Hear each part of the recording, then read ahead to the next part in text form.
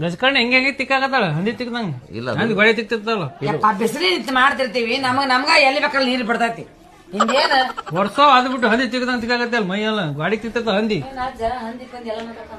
ಊಟ ಕುಂತಾಗ ಅಂತವ್ ಮಾತಾಡಿದಾಗ ಊಟ ಹೋಗತ್ತಾವ ಚಾದಕ್ಕಿನ ಅದ್ರಾಗೆ ತಿನ್ಬೇಕು ತಿನ್ಸ್ಲೇನು ಬೇಡ ಬೇಡ